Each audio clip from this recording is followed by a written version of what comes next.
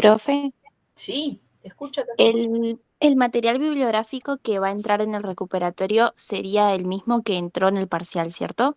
Por supuesto, sí, sí, por Ok, supuesto. Sí, sí. gracias. No, de nada. Profe, una consulta, perdón. Creí que nos íbamos a encontrar nuevamente y media, como veníamos haciendo, y estaba preparando una chica para un final. No pude escuchar la pregunta. ¿Me podría repetir qué fue lo que preguntó? La pregunta es si tienen dudas respecto al recuperatorio o si tienen alguna duda respecto a las consignas del evaluable, para después ya meternos a trabajar en los textos directamente. Esa era la consulta, Víctor. Ah, bueno, perfecto. Bueno, respondo yo por mi parte. Dale. Eh, Con respecto al TP, lo estuve viendo, aproveché una clase en la que no tenía nada para hacer y me puse a ver el documental y fui como haciendo un resumen de dónde detecto posible andamiaje y en función a lo que preguntaban las consignas, así que no lo vi tan complicado. Bien. Todavía me falta terminar de leer un par de textos, un texto me falta terminar de leer de esta última unidad, pero el de Bollino ya lo tengo leído y el otro que no me acuerdo si era Madoni o el otro también.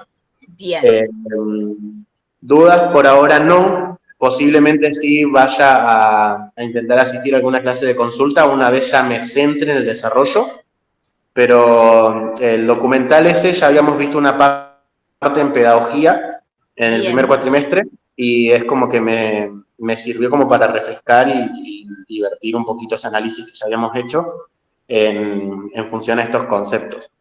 Eh, Perfecto. Así que nada, en mi caso, por lo menos por ahora, en un principio, voy bien. Después vamos a Bien. ver cómo evoluciona, ¿no? Cómo sigue.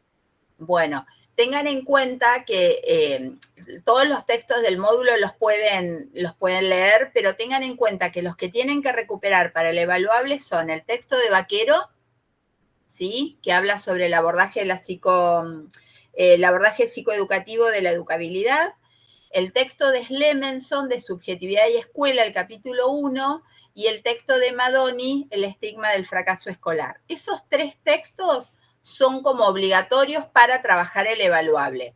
Si después ustedes quieren sumar algún otro texto, bienvenido sea, pero en principio esos tres. ¿Sí, Víctor? Bien, ¿me repite cuáles eran? Sí. El texto de Vaquero, el abordaje Sí. psicoeducativo de la educabilidad, el texto de Slemenson, Subjetividad y Aprendizaje, el capítulo 1, y el texto de Madoni, El estigma del fracaso escolar. Claro, listo, sí. Sí, Poquino lo había empezado a leer porque hablaba de esto de problemas de aprendizaje o fracaso, entonces es como cuando lo detecté, digo, me sirve para complementar un poco. Eh, Perfecto, está muy bien, está muy bien. Todo lo que ustedes puedan ir incluyendo les va a servir, pero bueno, como para que al momento de organizar las prioridades en esta altura del año tengan en cuenta esos tres textos, ¿sí? Perfecto, profe, listo. Bien, Gracias. buenísimo. Bien, ¿Milagro? Profe, le hago dos consultas. Una, el recuperatorio del parcial es el próximo jueves a las 2 de la tarde y ¿sabe en qué aula o todavía no está confirmada? En el aula que nosotros tenemos asignado para la clase. La 4 o 5 creo que era, la última La del última edificio del 10. pasillo, no Sí. sé, esa. A 5, frente al baño de mujeres. Sí, ahí. Esa, exactamente, Víctor, porque ahí Y está también después yo me quedo a la mesa de examen que tenemos el jueves. Así que trabajo con ustedes y yo igual me quedo. Si no hay alumnos para la mesa, me quedo un rato para lo que necesiten también. ok. Y el segundo es, tengo puesto acá, tipo como se los pasé también a mis compañeros, pero para más o menos refrescar, qué textos entran en el evaluable y yo tengo 12, que puede o no, pero eran los que en teoría deberían entrar. Vaquero, capítulo 2 y capítulo 5 de la teoría sociohistórica con Vygotsky. Eso es Col, sí, de la tercera, la tercera perfecto, el módulo 3, perfecto, así me ubico. Dale. De teoría psicogenética es Cole, Delval y los tres de Piaget. Uh-huh. Después, en la unidad 4, como dijo, Vaquero, Elichiri. No, miento. Elichiri lo puse yo porque usted había. A ver, espere. A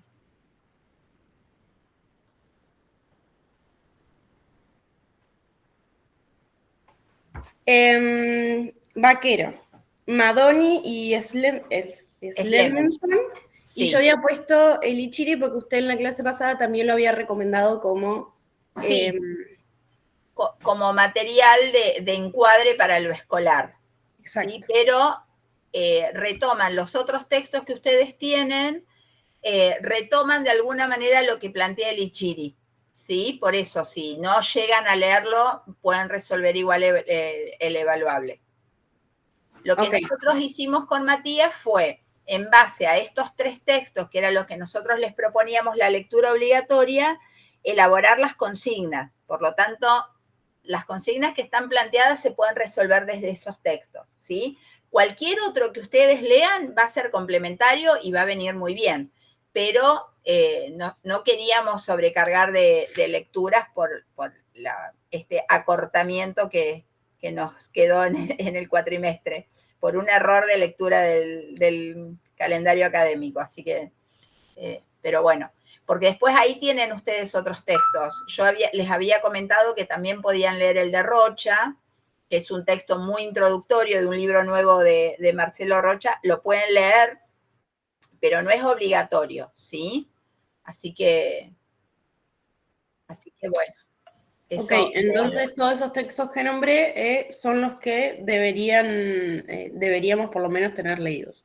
Exactamente. Obligatorios. Obligatoriamente, ¿sí? Okay. Después, nada de psicología cognitiva porque no tienen preguntas acerca de ese eje.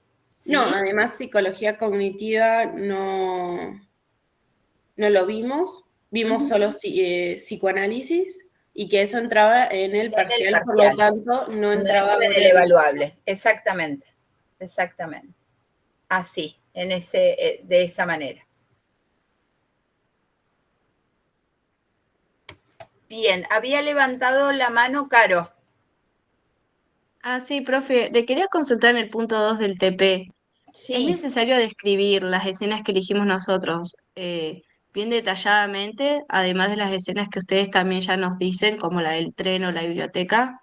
Sí, nosotros lo que les pedimos ahí es que nos indiquen a nosotros cuál es la escena que ustedes están recortando para analizar. Entonces, no hace falta que hagan una descripción total, pero mínimamente que contextualicen la escena para poder nosotros ver de qué se trata lo que están ustedes analizando, ¿sí? Okay. Como en el trabajo práctico número 1 que veían los minutos en los que estaba la escena y una breve descripción de un renglón y medio del contexto. Exactamente, como para que nosotros podamos saber desde qué lugar ustedes están pensando, ¿sí? Esa es la idea.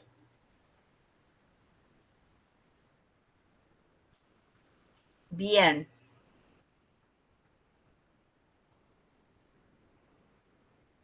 ¿Alguna otra consulta del evaluable?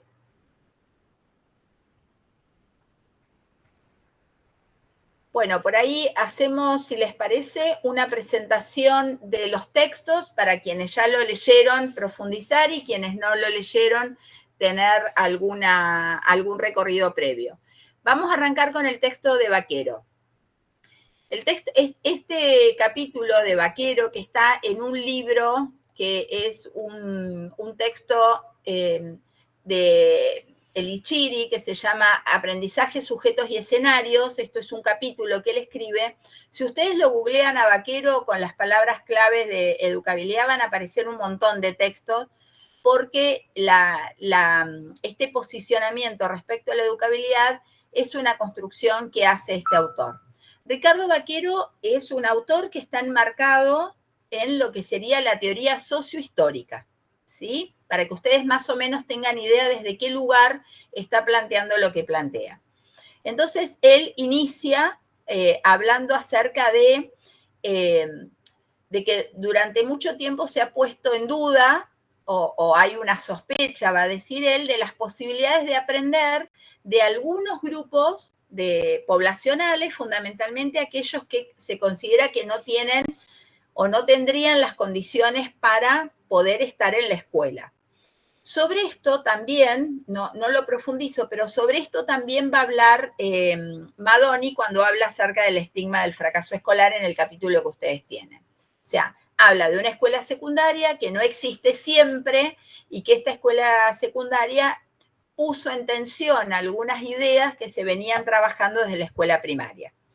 Entonces, lo que va a decir Baquero en ese texto es que él nos propone pensar en la educabilidad como condiciones contextuales. Entonces dice, cuando yo pienso a la educabilidad como las condiciones contextuales que yo le propongo a otro o pongo a disponibilidad de otros para poder aprender, yo lo que estoy haciendo es correr la mirada del sujeto alumno para poder poner la mirada en el contexto, en este caso el contexto escolar.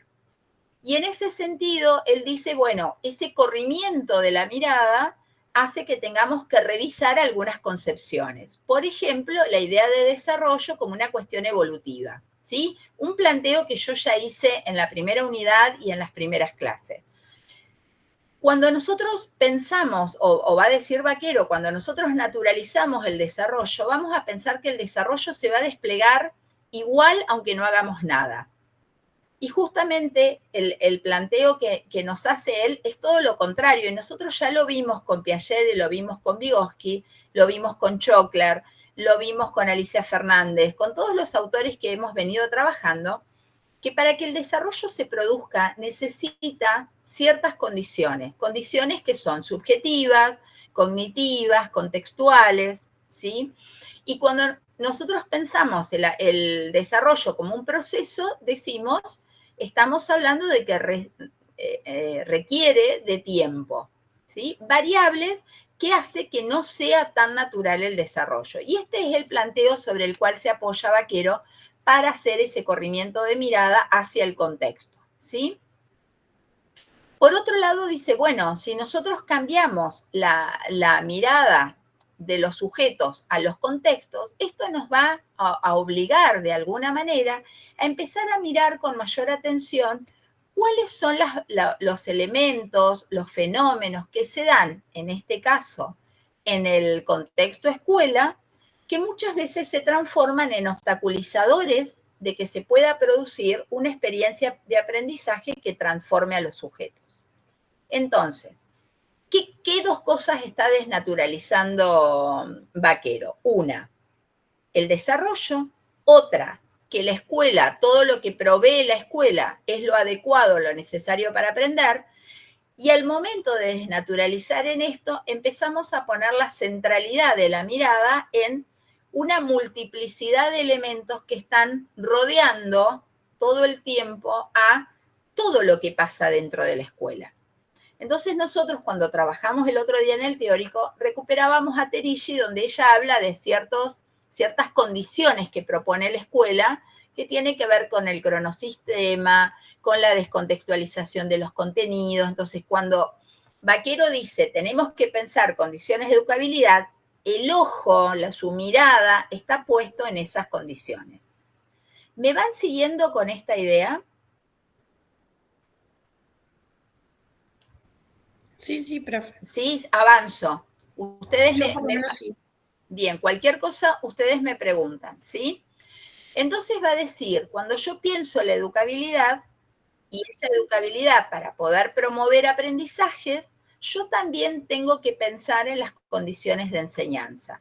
Porque el docente no está por fuera de ese sistema, sino que es parte de ese sistema. Entonces, de alguna manera, lo que hace este concepto de educabilidad es pensar aquello que nosotros veníamos charlando y veníamos trabajando con la idea de zona de desarrollo próximo, ¿sí? Decíamos, la zona de desarrollo próximo es un sistema de interacción en la cual tenemos un sujeto más experto y uno menos experto, y además va a decir Baquero, podríamos proponer algunas intervenciones con el formato de andamiaje para que el aprendizaje pueda ser posible, para que esas interacciones promuevan lo que va a decir Vygotsky, que es la internalización. ¿Pueden ahí hacer una vinculación con respecto a eso? ¿Pueden visualizar cómo este concepto de educabilidad está de alguna manera resignificando el concepto de zona de desarrollo próximo, el concepto de andamiaje?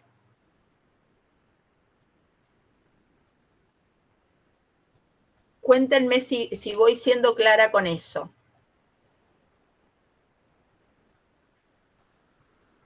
No entendí la pregunta, profe. No, la pregunta era si ustedes pueden visualizar con esto que yo estoy explicando la vinculación que yo puedo hacer entre el concepto de educabilidad que nos está proponiendo Vaquero con lo que veníamos trabajando de zona de desarrollo próximo y andamiaje. ¿Está?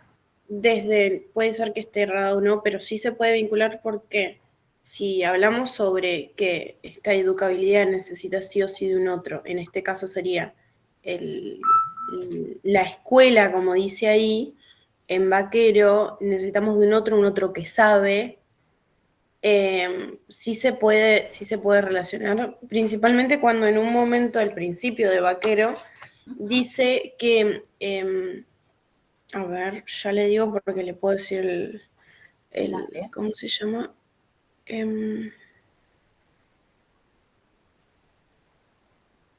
Dice,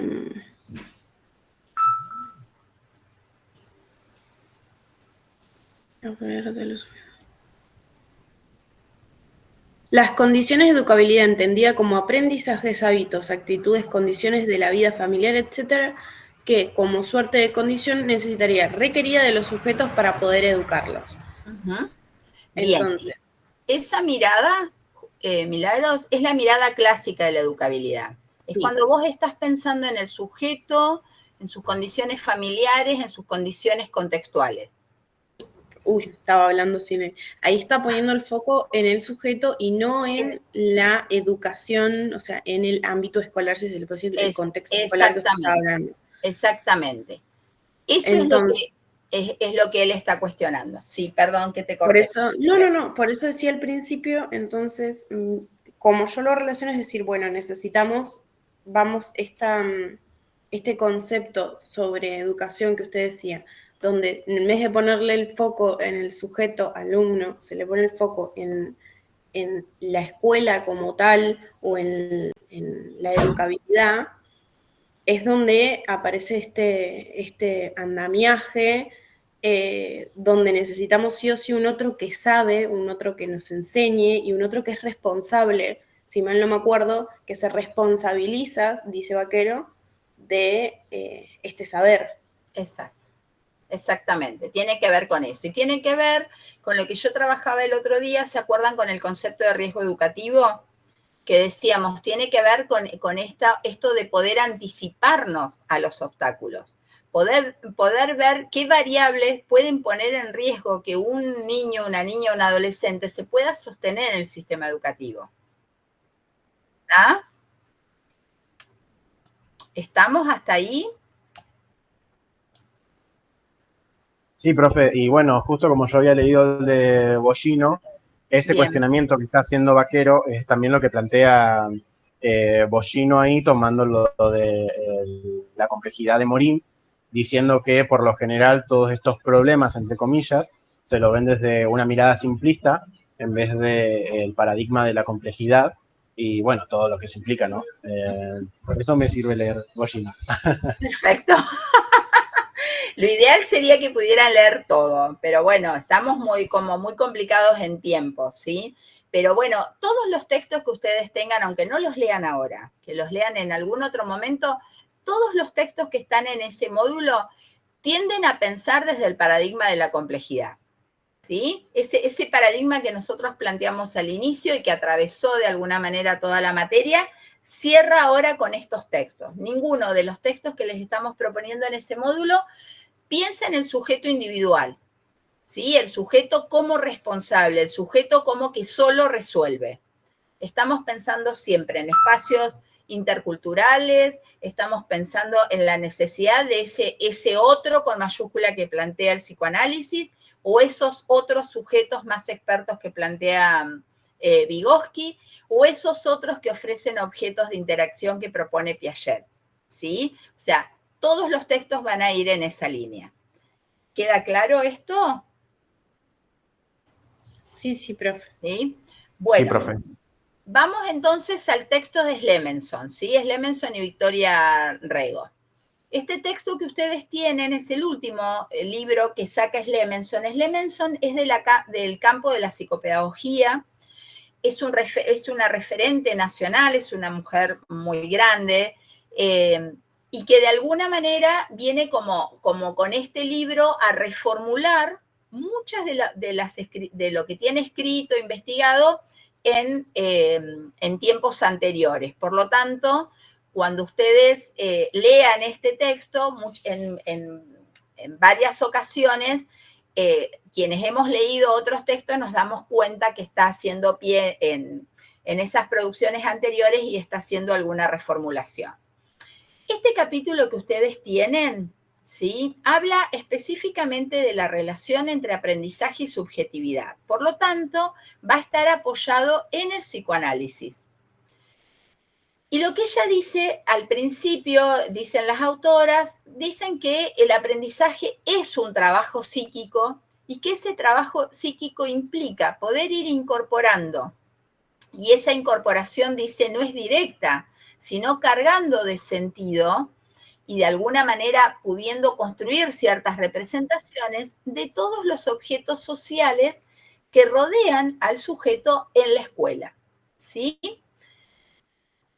Entonces, a partir de eso, dice que, por un lado, la escuela va a promover ciertas condiciones psíquicas y por otro lado, dice, necesitamos que los niños vengan con ciertas construcciones previas. Esas construcciones previas de las que va a hablar Slemenson y Rego acá, va a tener que ver, entre otras cosas, con lo que nosotros trabajamos con Choklar. ¿Sí? ¿Se acuerdan que cuando hablábamos de los organizadores del desarrollo decíamos, bueno, estos organizadores de alguna manera nos están planteando de qué manera hay que promover el desarrollo en los chicos? Entonces va a decir que la escuela como institución va a ser una experiencia psíquica de salida exogámica. Ese concepto de salida exogámica nosotros lo trabajamos con Carol, ¿sí? Por lo tanto, no voy a entrar a profundizar ahí. Lo que sí dice es que en esa salida exogámica, cada uno de los sujetos va a poner en escena las modalidades de aprendizaje que ha ido construyendo. Y ahí está haciendo pie en lo que nosotros trabajamos con Alicia Fernández, ¿sí? ¿Me van siguiendo? Estoy haciendo las vinculaciones para que ustedes cuando lean sientan que no están sin saber nada de lo que están planteando estos autores, sino que están reformulando cosas que ustedes ya conocen. Entonces va a decir que la escuela va a exigir determinado funcionamiento psíquico, ¿sí?, que pone al sujeto de alguna manera en tensión entre lo ya aprendido con la novedad que va a proponer justamente el aprendizaje escolar. Y esa novedad que va a proponer el aprendizaje escolar le va a implicar un trabajo psíquico. Y ese trabajo psíquico, dice Slemenson en algún momento del texto, que produce cierto sufrimiento. Porque ese trabajo psíquico implica tomar decisiones. Por un lado, reconocer que algo no se conoce, pero por otro lado, reconocer que no se puede conocer todo. Por lo tanto, implícitamente lo que hacemos desde el punto de vista psíquico es ir eligiendo qué de eso que me está ofreciendo la escuela me va a devolver algo de placer. ¿Sí? ¿Qué quiero decir con esto? Ese contrato narcisístico del que nos habló Carol, ¿sí?, cuando yo lo traigo a la escuela, lo que dice Slemenson es, todo el tiempo lo que está haciendo un niño es intentar encontrar entre toda esta novedad que ofrece la escuela, que le implica un gran compromiso psíquico, elegir aquello que le devuelva algo de placer y que por lo tanto renueve de alguna manera la energía psíquica para investir de deseo a los objetos culturales que propone la escuela. ¿Me siguieron con esta idea? ¿Se va entendiendo? Por mi parte, sí, profe. Bien. Entonces, en la página 26, acá sí voy a hacer referencia a algunas cuestiones para que ustedes se puedan ubicar. Aparecen ahí, en base a esto que nosotros estamos hablando, 4 preguntas que las respuestas que nosotros podamos construir a estas preguntas nos permiten pensar a la escuela y a la experiencia que la escuela propone. Entonces volvemos a pensar en esta línea de no pensar en el sujeto en forma aislada, sino pensar el sujeto en contexto. ¿Me van siguiendo ahí? Entonces, propone estas preguntas y las preguntas dice, ¿qué se pone en juego de la disponibilidad psíquica de un sujeto en los momentos de su integración a la escuela? ¿Cómo se potencia y se elabora el pasado en esta experiencia social obligatoria? Ese pasado quiere decir todas las experiencias que fue construyendo en el espacio endogámico familiar. ¿Qué espacio y promesa de estabilidad y confianza ofrece la escuela como institución incidente en la constitución psíquica de un sujeto? Es decir, ¿qué de lo que ofrece la escuela es convocante para estar en la escuela? Y sostenernos en una escuela que no es elegida por el sujeto, es impuesta al sujeto. Y por último, ¿cuáles son las estrategias del docente para motivar el enriquecimiento psíquico y la autonomía afectiva de cada uno de los niños? Acá está hablando específicamente en relación a de qué manera el docente promueve esas interacciones, promueve el aprendizaje de determinados objetos culturales, de qué manera promueve el juego, de qué manera promueve que cada uno se pueda sentir sujeto autor, de qué manera promueve el acompañamiento, ese acompasar del que hablábamos en algún momento cuando leíamos los textos de Wasner y de Giacobone, ¿no? Esta idea de acompañar a modo de acompasar, de asumir un ritmo que es el ritmo que me propone el otro, para que pueda apropiarse de ese conocimiento y que en esa apropiación haya una devolución de placer psíquico, ¿sí? Es decir, que la pulsión psíquica, va a decir Freud, que hay una pulsión epistemofílica, es decir, hay en el sujeto, dentro de lo que es la energía psíquica, siempre un movimiento al saber. Y ese movimiento al saber implica, de alguna manera, no solo reconocerse a sí mismo en relación a sus posibilidades, sino qué es lo que tiene que poner de sí mismo para que algo de eso pase. Entonces, en este sentido, va a decir el texto, para poder aprender hay que estar disponible psíquicamente. Pero esa disponibilidad no es permanente ni al mismo ritmo. ¿Qué quiero decir con esto?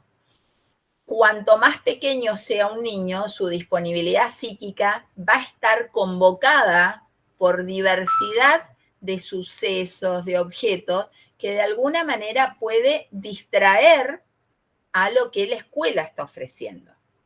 Entonces, ahí está el desafío del docente, cómo transformar aquellas situaciones espontáneas que se dan en el aula, que se dan en la sala, en el recreo, para transformar eso en una experiencia con intencionalidad pedagógica.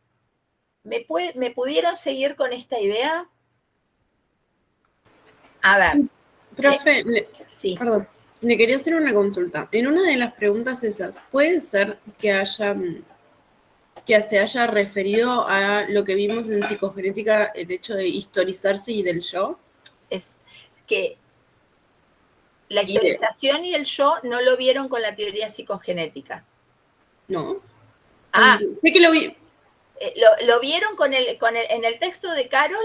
Sí. Aparece ahí muy claramente y aparece también en el texto de teorías sexuales infantiles. Sí. ¿Sí? Bien. Tiene que ver con esa historización. Lo que pasa es que la historización, para que empiece a cargarse de sentido, tiene que permitir la proyección.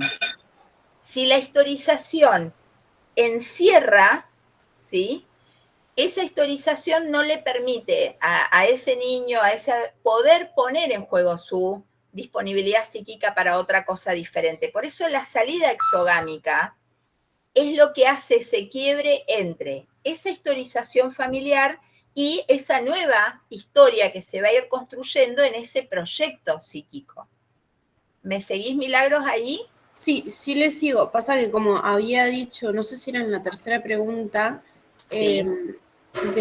Del hecho de poder acordarse del pasado y de esa endogamia de la cual salía, me remontó mucho a esto de la historizarse que habíamos visto con el profe,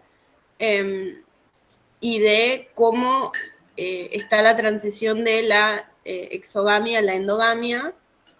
Y me recuerdo, por eso no sé si podía conectarlo más o menos con Carol o Totalmente. era algo distinto. No, es eso, porque Carol también está parada desde el psicoanálisis. Eso es un concepto bien psicoanalítico. Es decir, a ver, cuando nosotros hablamos de la historicidad, tiene que ver con esa idea de trama. ¿Se acuerdan que hablábamos cuando un niño, ese pasaje de cachorro humano a sujeto psíquico, lo hace la función materna, pero ese sujeto que nace no nace en el vacío, nace en una trama histórica previa, queda anclado a una historia familiar, queda anclado a un lugar en la configuración familiar. No es lo mismo, tal vez, un niño que es el primer hijo de toda la familia, a ser el último, o a ser los del medio, o esas configuraciones familiares donde hay, no sé, hijos que se crían juntos con los que supuestamente serían los tíos por una cuestión de filiación, pero en definitiva la experiencia es en paralelo, ¿sí? Entonces, el otro día, no me acuerdo si eran ustedes que traían un ejemplo o en algún otro grupo donde a un niño muy pequeño se le exigía determinadas conductas porque supuestamente era el tío de ese otro niño y en realidad eran niños que tenían prácticamente la misma edad. Entonces, ahí, bueno, hay un problema con esa filiación, ¿sí? Cuando yo digo filiación, chicos, estoy diciendo, cuando a alguien es llamado como mi hijo, mi sobrino, mi nieto, ese mi, lo que está haciendo es conectar con esa trama familiar. Y esa trama familiar viene siendo, yo me sumo a lo que viene siendo, pero en ese sumarse en lo que viene siendo, la salida exogámica lo que me permite es seguir siendo, además de ser en mi familia, es seguir siendo en un contexto social, cultural. ¿Queda claro esto? Sí, me quedó claro. Sí. Bien. Otra cuestión que ustedes ya lo venían trabajando, pero que es importante que yo se los diga, tiene que ver con la idea de modalidad de aprendizaje, ¿sí? Esas modalidades de aprendizaje, recuerden que se configuran en las primeras experiencias de aprendizaje que se producen en la primera infancia, ¿sí? Llámese comer, caminar, el control de esfínteres. Fernández va a decir, esos son aprendizajes paradigmáticos. Eso marca qué lugar le está dando la familia al aprender, qué lugar se le está dando al riesgo, qué lugar se le está dando a la experimentación, qué lugar se le da a la pregunta. Entonces, con todas esas modalidades de aprendizaje, ese niño llega a la escuela. Y la escuela puede ser potenciadora de esas modalidades o también necesita poner en tensión alguna modalidad de aprendizaje y proponer otra cosa diferente. Por lo tanto, la escuela no solo es creadora de modalidades de aprendizaje, sino también que produce ciertas rupturas. Por eso es importante que la escuela conozca de algún modo de qué manera se fueron dando esas experiencias anteriores. Cuando alguien llega al jardín por primera vez, una de las preguntas que se le hace a los papás es, bueno, ¿cómo aprendió a caminar? ¿Con quién duerme? ¿Cómo se duerme? ¿Si come solo? ¿Si come, todavía necesita que le den la comida? ¿Cómo resuelve situaciones? ¿En qué situaciones se frustra? Todas esas preguntas que se hacen en esa entrevista inicial es de alguna manera para ir viendo cómo viene construyendo sus propias modalidades de aprendizaje, ¿sí? Por otro lado, va a decir en este texto que en la medida en que se produce la relación con otros sujetos, esa relación intersubjetiva, aparece ahí un enriquecimiento psíquico. Cuantas más personas, un niño, un adolescente, conviva, converse, trabaje, ese enriquecimiento psíquico no solo tiene que ver con lo vincular, sino también con las posibilidades de entrada a la cultura, ¿sí? Es decir, cuanta más diversidad de personas alguien pueda interactuar, mayor riqueza psíquica va a tener, ¿sí? Entonces, la escuela propone algo de eso, ¿sí? El niño en la escuela se encuentra con docentes que no tienen ninguna relación personal ni familiar, con otras culturas, con otras formas de resolver, con otras formas de pensar, ¿sí? ¿Qué pasa con el encuentro con otros niños que vienen con otras experiencias? Por lo tanto, ahí se produce un intercambio desde la diferencia. Y ese intercambio desde la diferencia enriquece a todos los que participan, ¿sí? Y por último, me parece importante poder cerrar, digamos, este texto con pensar a la escuela como un espacio, va a decir, habla de una escuela hospitalaria, reflexiva e inclusiva. ¿Por qué habla de hospitalaria? No está hablando de hospital, no está hablando de enfermedad, sino de una escuela que aloje, ¿sí? Es decir, que tenga gestos de hospitalidad. El que viene a la escuela viene, esto no lo dice explícitamente Slemenson, pero lo dice otra autora que es Graciela Frigerio, dice que cuando llegamos a la escuela somos un poco extranjeros. Y esa extranjeridad nos pone en una situación muy particular en términos de no conocer de qué se trata la cosa. Entonces, cuando Slemenson habla de la escuela con un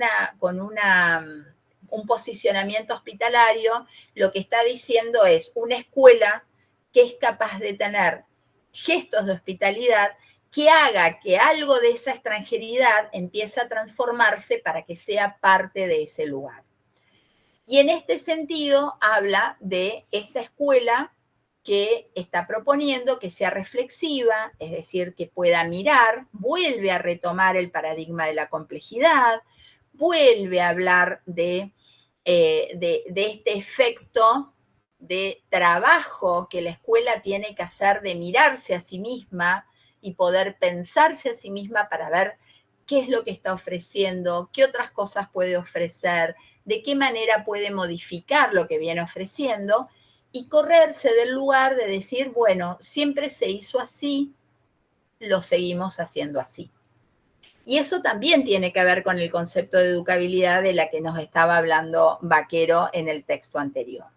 Y por último, habla de inclusión. Y esta idea de inclusión tiene que ver con poder pensar de qué manera la escuela, con este sentido hospitalario de alojar, con esta actitud reflexiva, puede pensar diversidad de estrategias para que cada uno encuentre cuál es su espacio particular, especial en la escuela, para que realmente haya ganancia psíquica de esa estadía en la escuela. Entonces, hay un juego acá entre la obligatoriedad de ir a la escuela y por otro lado, la posibilidad que la escuela puede crear para hacer que esa obligatoriedad se empiece a transformar en un espacio de disfrute y de aprendizaje. ¿Estamos hasta ahí? Sí, profe. ¿Sí? Bien. Sí, pero Vamos al último texto, que es un poco el que nos estaba contando Víctor, que había hecho algún recorrido por ahí. El capítulo que ustedes tienen de el texto de Madoni es el capítulo 2 y habla de nuevos formatos escolares, nuevas trayectorias.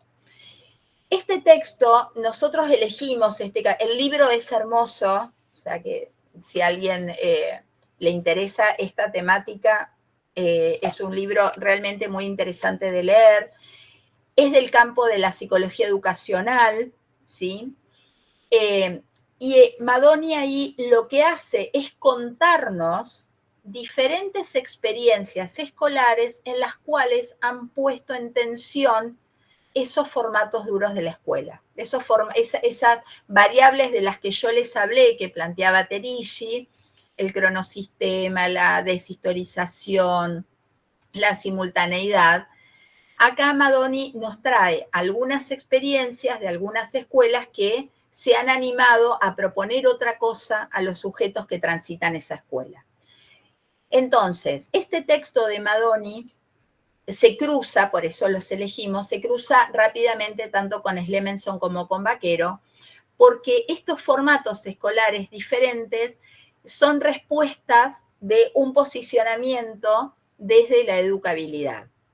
Entonces, si bien está pensada, o las experiencias, la mayoría de las experiencias que cuentan, es de escuela media, a mí me parece interesante que nosotros podamos pensar, más allá de que ustedes, la mayoría de ustedes probablemente trabajen con la escuela media, es cómo podemos pensar que muchas de estas experiencias no hace falta llegar al secundario para que ocurran, ¿sí? Esta idea de escuela reflexiva de la que hablábamos recién, sería interesante que pasara en todos los niveles, ¿no? Entonces ahí el texto es sumamente interesante, hace un poco de historia, les cuenta algunos porcentajes fundamentalmente de la cantidad de porcentajes de adolescentes que quedan por fuera de la escuela, todos esos conceptos de los que nosotros hablamos en relación al fracaso escolar, en este texto se transforman en números concretos, en porcentajes. A mí lo interesante que me parece cuando pensamos escuelas que se animan a otra cosa, es pensar que atrás de cada número de esos porcentajes estadísticos hay vidas, hay sujetos reales, hay expectativas que en muchos casos no se pueden cumplir, hay convencimientos de los chicos de que la escuela no es para ellos, que no les da la cabeza, que quedan como con un dejo de frustración, por un lado, por otro lado, quedan marcas subjetivas de experiencias de fracaso, ¿sí? Entonces, nos parecía que ese texto les permitía a ustedes poder pensar en otras posibles alternativas y que la escuela sí puede en ese sentido, más allá de las normativas, más allá de los diseños curriculares. La propuesta de este capítulo es poder mostrarnos que hay escuelas que sin salirse de la normativa pudieron crear nuevos modos de ser y estar en la escuela, ¿sí? Así que tienen así como un abanico, para mí sumamente interesante, de estos tres textos que les va a permitir poder pararse en un lugar reflexivo y analítico de los materiales empíricos que en este caso es un documental y la película, ¿sí? Así que no sé si hay alguna pregunta, alguna duda, alguna sugerencia para que tengamos en cuenta.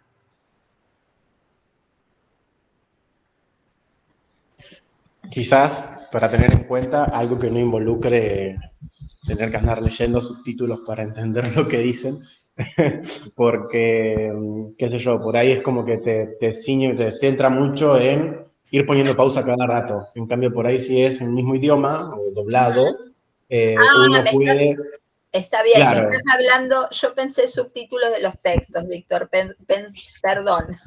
No, de los Estás documentales de hablando la película. de los subtítulos del material empírico, digamos. Claro. Es como que a mí, por ejemplo, me re dificulta. Primero que odio tener que ver y leer a la vez. Es como que, Sí, no sé si es que me demanda mucha concentración o qué, pero me pierdo. O me pierdo de lo que leo o me pierdo de lo que veo. tal Eh, cual, tal y cual. bueno, me hace volver constantemente para atrás para anotar lo que se está hablando en el subtítulo, Ujú, que por ahí cuando es del mismo idioma, la llegada por ahí es más fácil y es más fácil retener lo que dice. Qué sé ujú. yo, por ahí si se pudiera buscar algún ejemplo para próximos trabajos, por ahí en la psicología 2 que si tenemos que analizar algo, por ahí sea en nuestra lengua nativa, Ujú, eh, que por ahí tenemos más afianzado. O por ahí a lo sumo inglés, que por ahí es más claro. fácil seguirlo, porque bueno, es el segundo idioma que se habla en el mundo. Pero francés, ay Dios. Ay, Dios. Bueno, mira, fue todo un trabajo que hicimos con Matías de selección. Le dimos muchas vueltas porque justamente queríamos proponerles materiales que fueran más latinoamericanos, más argentinos. Bueno, la verdad es que no encontramos documentales, por ejemplo, en el caso del documental, nos costó mucho poder elegir alguno y todo lo que encontrábamos que estuviera en idioma original, digamos, español, nos corría mucho del sentido de lo que nosotros estábamos trabajando. ¿Qué quiero decir con esto? O había una impronta muy fuerte intercultural, o había una fuerte impronta política, y que también cuando lo mirábamos lo sentíamos como distractor, ¿sí? Pero obviamente que lo tomamos, Víctor, porque también me pasa exactamente lo mismo, me cuesta mucho mirar películas subtituladas.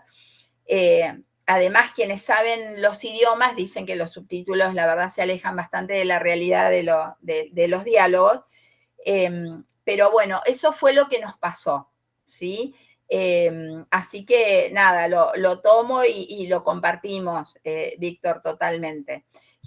No tenemos nosotros ninguna vinculación con Psicología 2, ¿sí? No sé concretamente con quién la van a cursar el primer cuatrimestre del año que viene. Pero bueno, por ahí sería interesante que con el equipo con el que ustedes trabajen, esta sugerencia se la puedan hacer al principio, digamos, ¿no? Como material didáctico, por ahí utilizar cuestiones que no tengan subtítulos o que por ahí estén dobladas al español. También nos pasó que encontramos una versión doblada al español horrible. Dijimos, nos matan si les damos esto. Así que bueno, pero lo tomamos. Muchas gracias, Víctor. Bien, ¿alguna otra pregunta, sugerencia? Yo, profe, Dale. si necesitamos clase de consulta, le mandamos al Gmail de la cátedra, que es el de la psicología, Sí, o si me escriben o por por Petco. Petco, a mí me llega la notificación, entonces es más rápido. Ok, ¿Sí? Me llega la dale. notificación y yo, aunque sea desde el teléfono, puedo responder. Ok, Pero si es algo muy largo o es una pregunta que ustedes necesitan que le respondamos por mail, nos mandan el mail, por supuesto. No hay dale. problema. ¿Sí? Bueno, Bien, y recuerden que el martes está habilitado el horario de consulta habitual, digamos a las 10 de la mañana, así que ese espacio va a seguir estando disponible.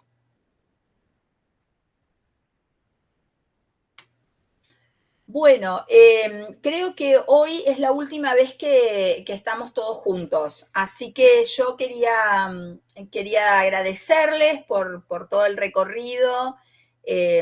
Ojalá, bueno, hayamos podido aportarles no solo conocimientos, sino también materiales, experiencias que enriquezcan la formación, fundamentalmente proyectados en la formación docente y en el ejercicio profesional. Así que nada, agradecerles y bueno, seguimos obviamente en contacto con todo lo que tenemos todavía pendiente, pero creo que es ya la última vez que nos vamos a conectar todos juntos. Así que nada, muchas gracias y cualquier cosa, mantenemos la comunicación por PEDCO o por el mail, ¿sí? Bueno, Muchas profe, gracias a usted. Bueno, Nos gracias. vemos en el final si Dios quiere.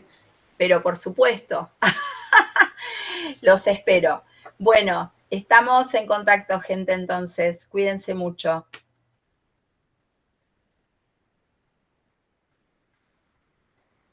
Chao, profe, hasta luego. Adiós.